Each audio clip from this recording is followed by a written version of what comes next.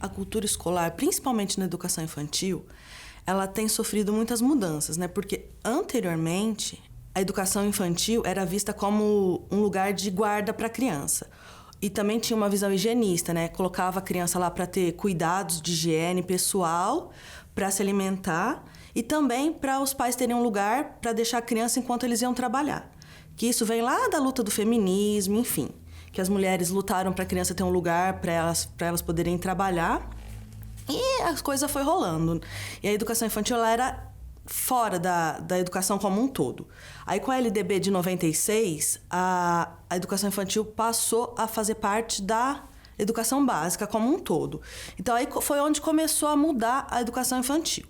E foi criando-se documentos relacionados só para a educação infantil. Vieram os referenciais curriculares nacionais, depois vieram as diretrizes, se eu não me engano são de 97, 99, alguma coisa assim, as diretrizes, e agora veio a BNCC.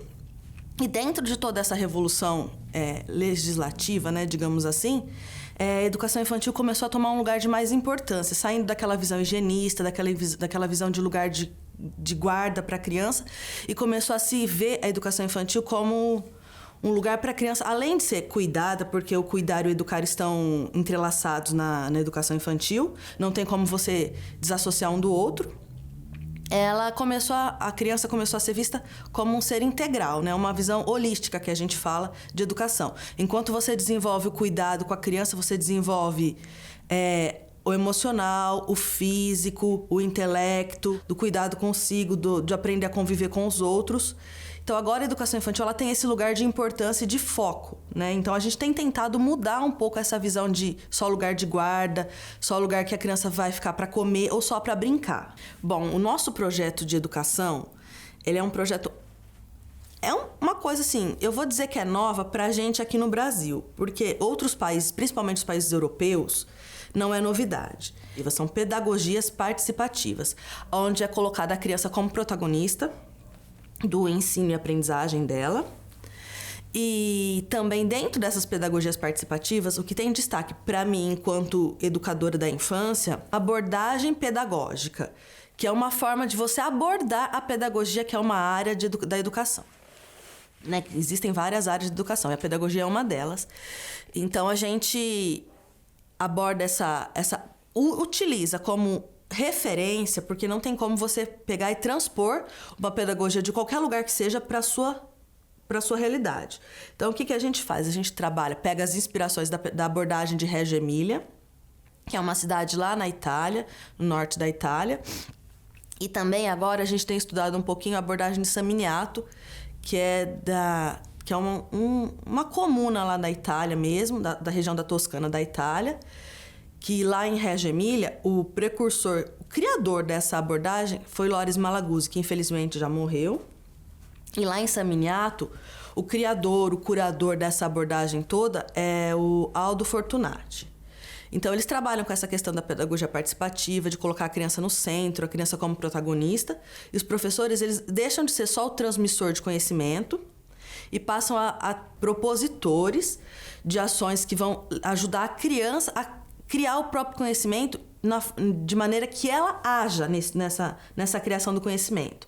Então, a gente fala que eles preparam os contextos investigativos para as crianças poderem investigar e irem aprendendo e criando suas teorias, e aí os professores só vão fazendo um ajuste ou outro dentro dessas investigações que as crianças fazem. A criança precisa experienciar, ela precisa viver, precisa vivenciar, né? Então ela tem que pintar, ela tem que colar, ela tem que desenhar, ela tem que conversar, né? E hoje, assim, em muitos lugares ainda a gente vê a educação infantil da mesma forma como eu fui educada há 40 anos atrás. Então as carteiras enfileiradas, as folhinhas de atividades prontas, faz silêncio, copia da lousa. Então isso, a criança não evolui em algumas habilidades e ela tem dificuldade depois para fazer um desenho, para se expressar, né? Isso precisa ser vivido, precisa ser experienciado. E a criança, enquanto ela está brincando, ela está aprendendo. Porque o trabalho da criança é brincar. né? A gente tem o trabalho nosso, o adulto, que a gente sai de casa para trabalhar, para ganhar o dinheiro. A criança não vai trabalhar e ganhar o dinheiro, embora a gente sabe que existe alguns lugares assim, infelizmente. Mas a criança, o trabalho dela é brincar. Então ela vai na escola para brincar. E esse brincar não é qualquer brincar. Você fala, vai na escola só para correr, pular e brincar no parquinho e brincar de boneca. Não. Enquanto ela está brincando com isso, tem o papel dos jogos sociais, do jogo simbólico, que é onde ela vai estar aprendendo conteúdos para a vida dela enquanto criança e depois quando ela for adulto também.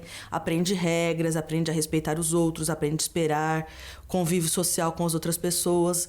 Então é nesse sentido que a educação infantil tem os conteúdos dela, são conteúdos de vida diária.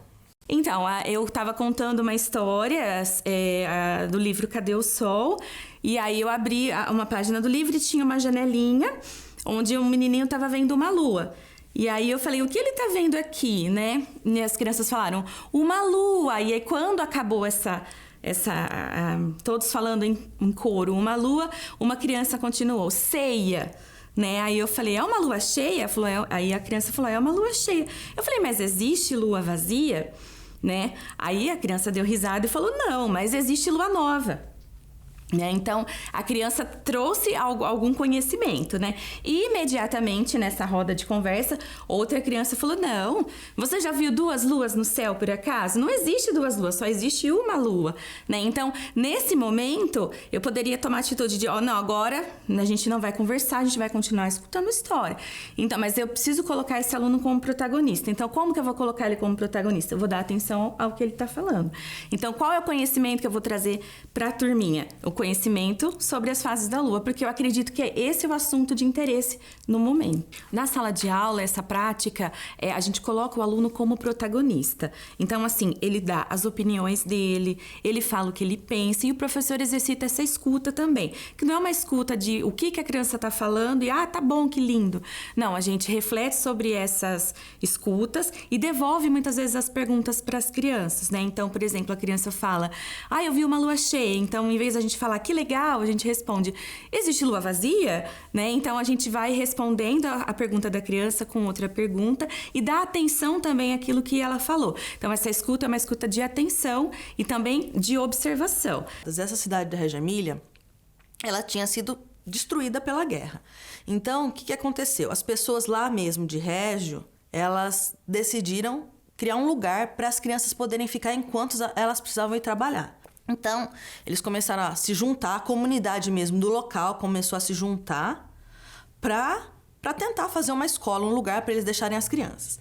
Aí o Malaguzzi, ele era professor de ensino fundamental.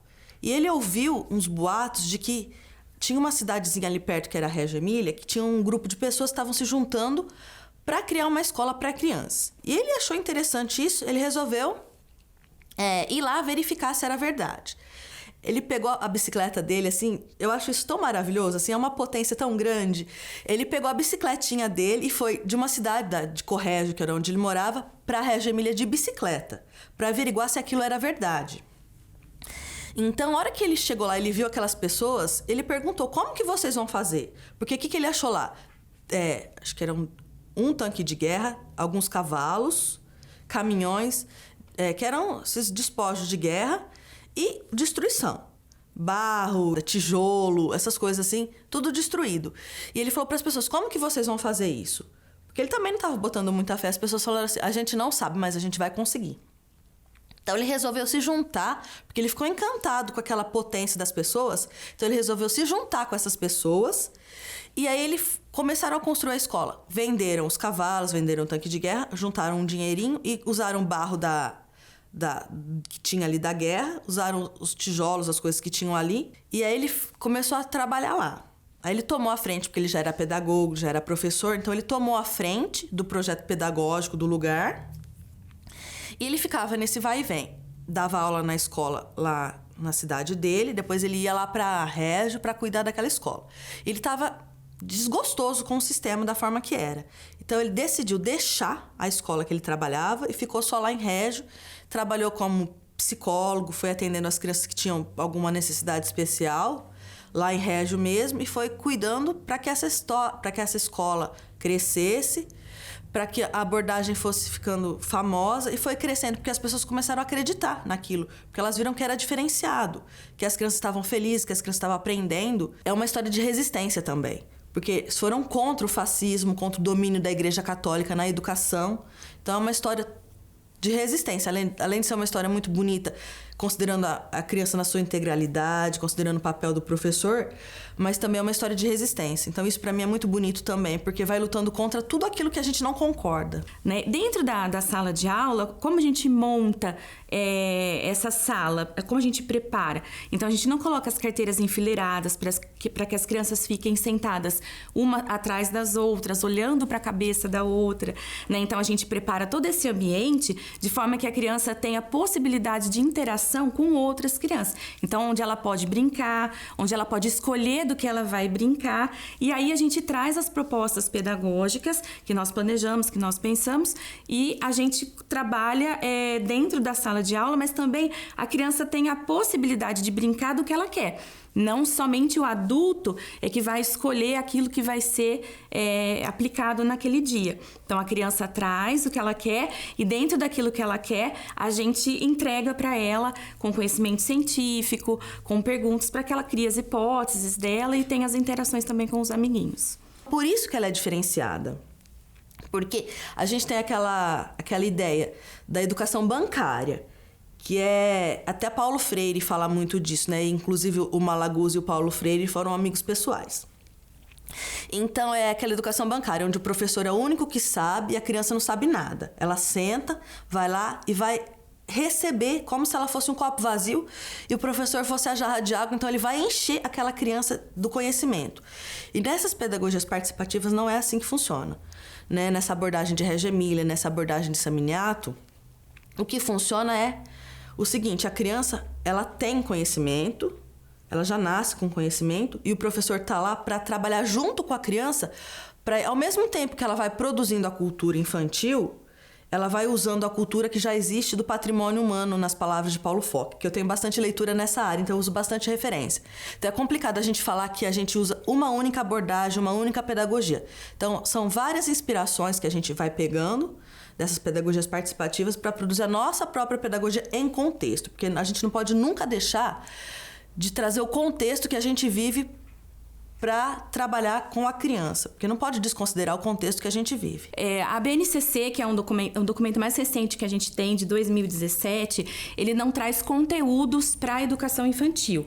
Ele traz apenas os direitos da criança. Então, assim, o direito de brincar, de participar, de conviver. Então, dentro desses direitos, a gente pode criar esses contextos, né? Porque não existe assim, olha, com 3 anos ele tem que aprender a escrever o nome dele, com 4 anos ele tem que aprender a contar de 1 a 10. Isso na educação infantil não existe.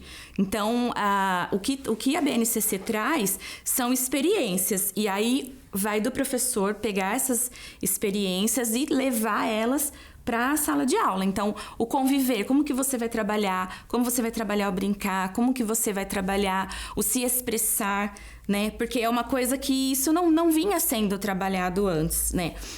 A gente vê os adultos hoje, eles não sabem desenhar, né? Porque as escolas, né, antigamente, o que fazia? A professora trazia atividade com o desenho pronto, eles só pintavam, então não tinha essa criatividade de desenhar. Eu peguei um papel, o que eu vou fazer? Né? Hoje a gente não sabe fazer isso, mas a criança faz, né? Então isso é que não pode se perder.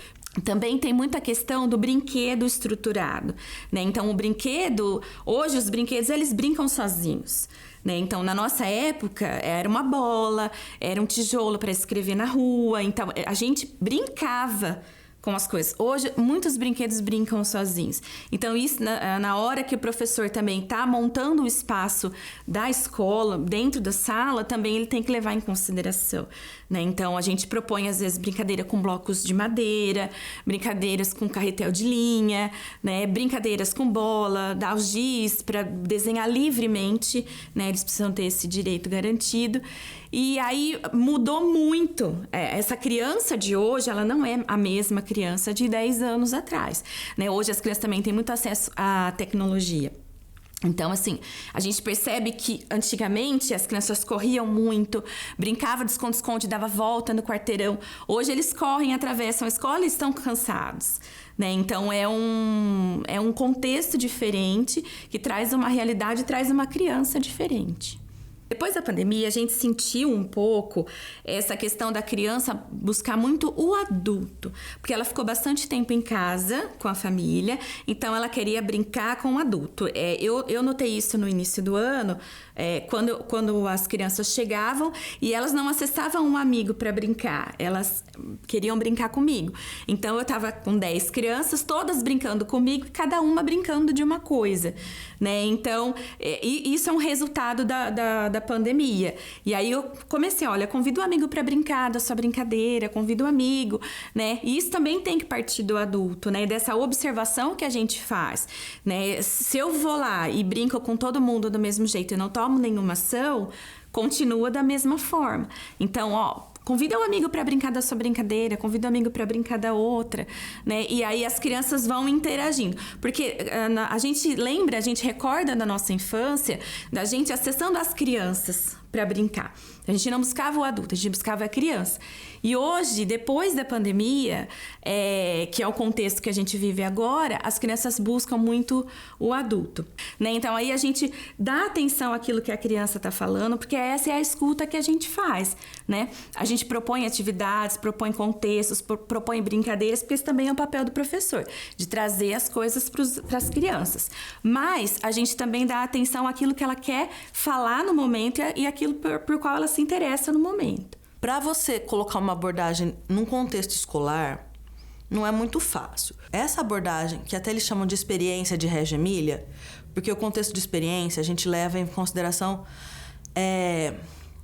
a definição que o Walter Benjamin traz, que você precisa viver uma situação e essa situação precisa te atravessar, precisa te marcar e através dessa experiência você vai criar alguma coisa na sua vida. Então isso vai ser muito significativo para você. Então, essa abordagem de Reggio, ela coloca também a participação de todas as pessoas que estão inseridas naquele conceito. Daquele contexto, na verdade. Não é só a diretora, não é só o professor, não é. É um conjunto de pessoas. Então, é a diretora da escola que precisa acreditar na abordagem, são os professores que trabalham na escola, são as crianças e são as famílias que trabalham na escola, que estão ali sendo atendidos pela escola. Então, cabe ao diretor encantar o grupo de professores, e aí o grupo de professores abraça a ideia, abraça a abordagem, trabalha com as crianças, é uma escada. Aí as crianças gostam, as crianças vão dando as devolutivas, então isso vai sendo um combustível para o professor. Aí o professor vai se interessando e nisso ele vai trazendo demandas para o diretor ou coordenador pedagógico, as escolas que possuem coordenador. Nós, no nosso contexto aqui de São Carlos, nós temos uma coordenadora para 10 escolas. Então, eu, enquanto diretora, eu não fico esperando vir da coordenadora, porque eu tenho consciência de que ela não consegue atender toda a demanda de 10 escolas. Então, como eu já conheço essa abordagem, eu tenho um lugar de fala nessa abordagem, então eu vou e tomo essa frente. Então eu vou propondo para as professoras, a gente vai estudando, tem grupos de estudo, e as professoras vão se inteirando, vão se apropriando, vão levando para as crianças gostam e levam para os pais. Aí os pais vão achando interessante, vão perguntando, aí as crianças vão falando, as professoras vão falando e vem trazendo a demanda para mim.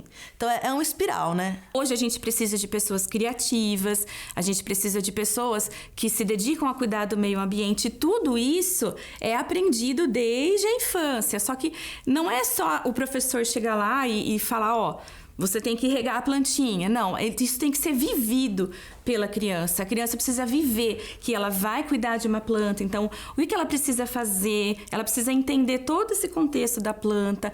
E a questão de você colocar o aluno como protagonista também, então ele vai aprender a dar as opiniões dele, vai aprender a dizer o que ele pensa, respeitar a opinião do outro.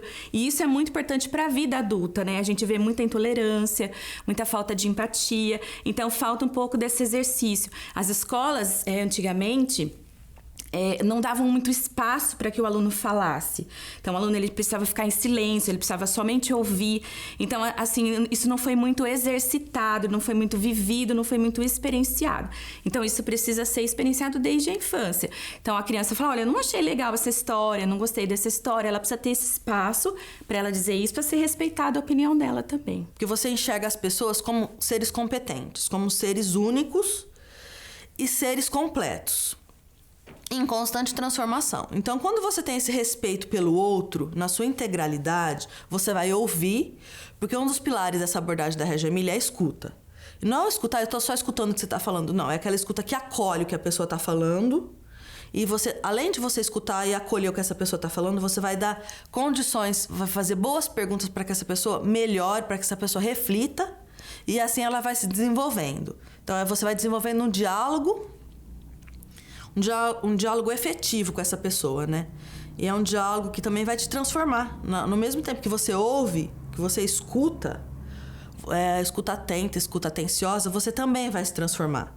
Porque, lógico que a pessoa vai falar alguma coisa que vai te tocar. Então, nisso, você vai se desenvolvendo. Então, é uma troca, essa escuta ativa, né? É uma troca com a outra pessoa.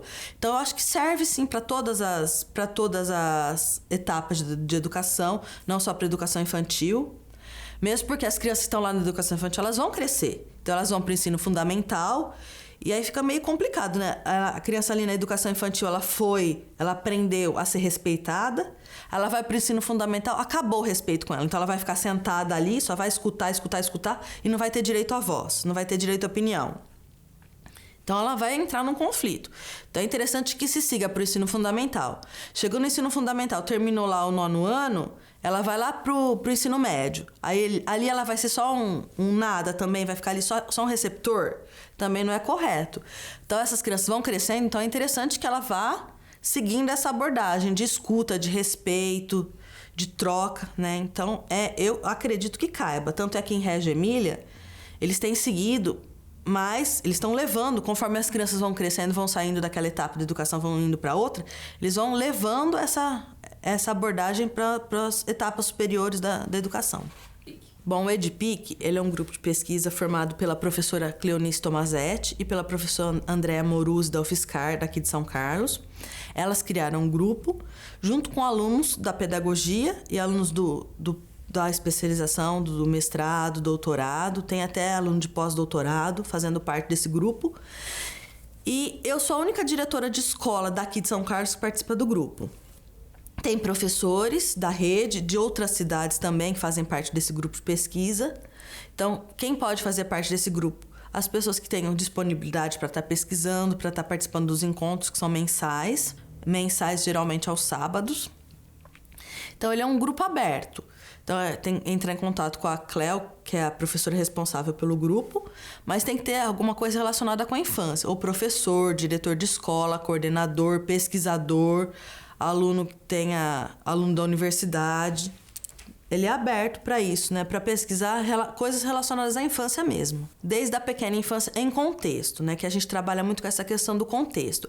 Porque não adianta nada. Eu que estou lá no Carminda, que é lá no Eduardo Abdelnour, que é considerado uma região periférica da cidade, eu querer pegar e que eu faço ali na escola, uma pessoa lá na escola central faça a mesma coisa. Não tem como.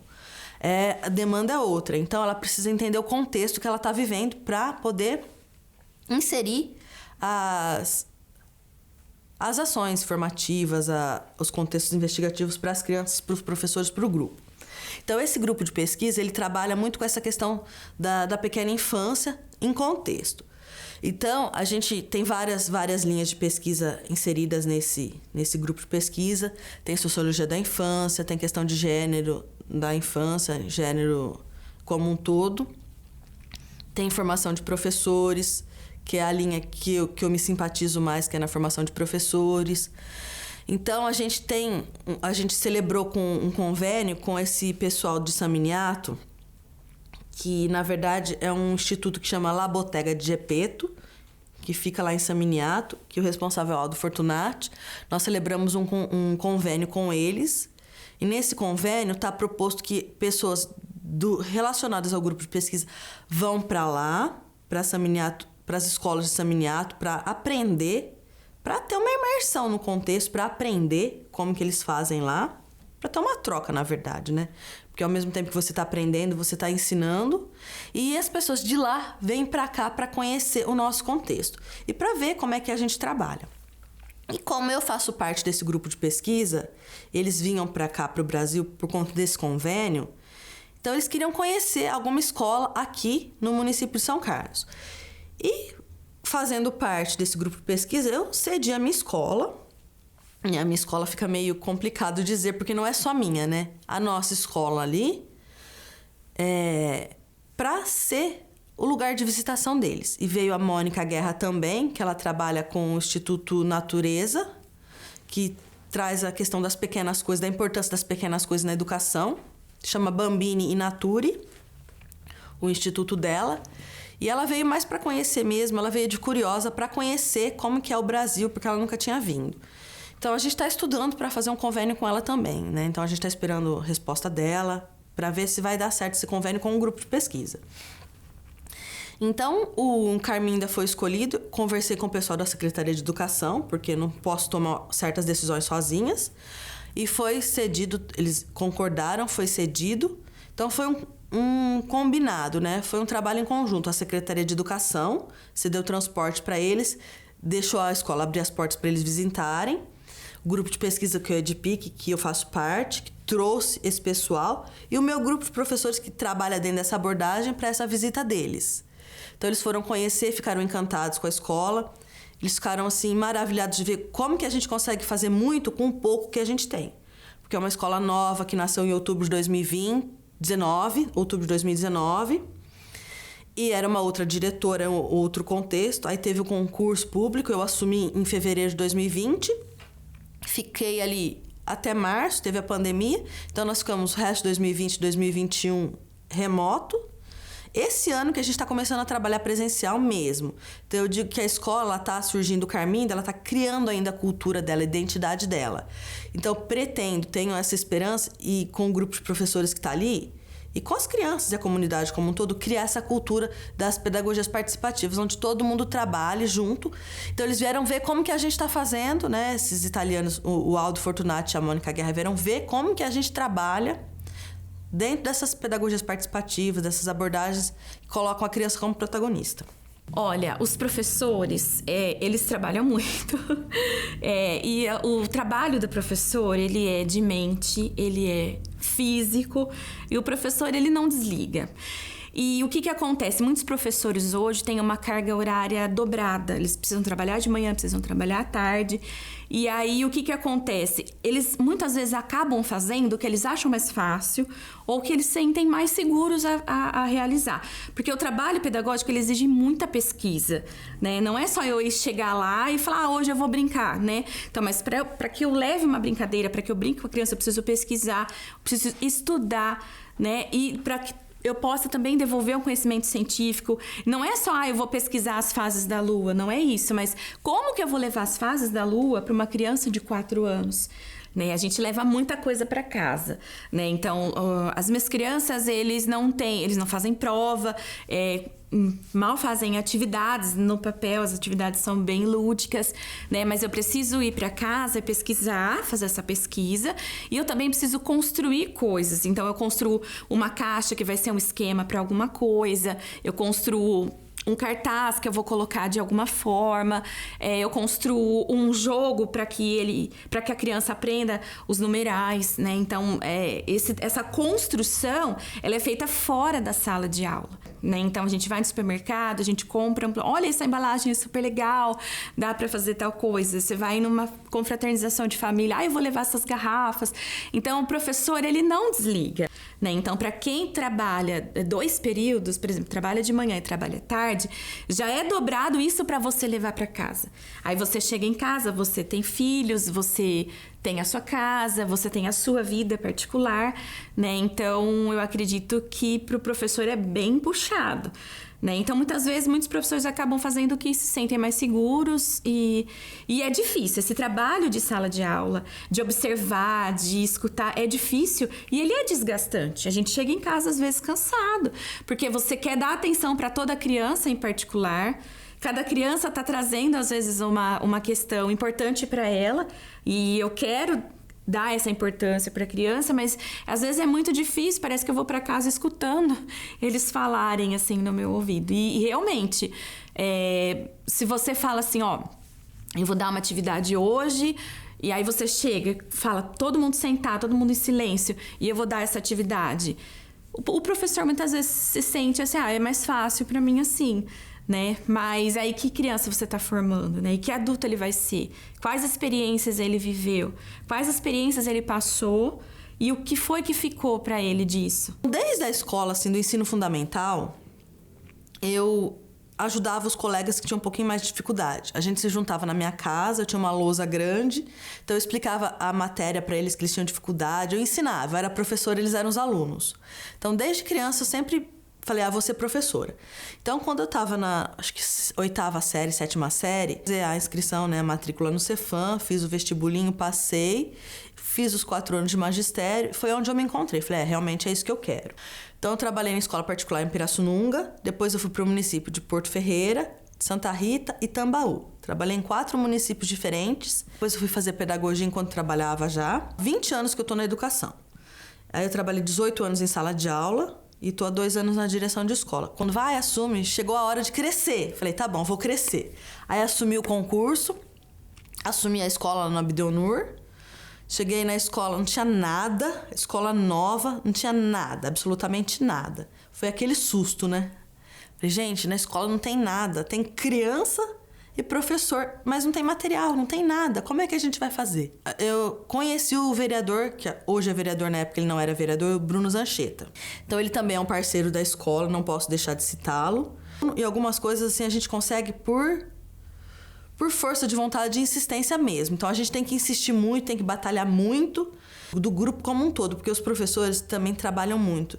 Eles realmente dão sangue, suor e lágrimas pela escola. Então a gente trabalha muito pela escola, a gente pede, a gente vai atrás, a gente cria as coisas para conseguir coisas para a escola. Então a gente tá onde tá hoje porque a gente saiu daquele coisa de reclamação, só ficar reclamando e cobrando da prefeitura, e foi para ação. Bom, o que a gente pode fazer dentro do contexto que a gente tem? Aí é onde entra o contexto. Eu tenho para mim que eu não posso ficar só reclamando, eu tenho que fazer. Já visto a experiência lá de Reggio Emília, eles não tinham nada. Eles não ficaram esperando cair do céu, eles foram fazer. Então a gente também faz, não só eu, mas todo o grupo de professores, tem muitos pais que ajudam na escola também, então a gente faz as coisas, então a gente não fica só esperando. Eu não sabia o que eu queria fazer, gostava muito de matemática. E aí uma prima minha, que a gente tem a mesma idade, a gente estudou junto desde a educação infantil, ela falou, não, eu quero ser professora, vamos estudar, mas você tem que ir comigo porque eu não vou sozinha.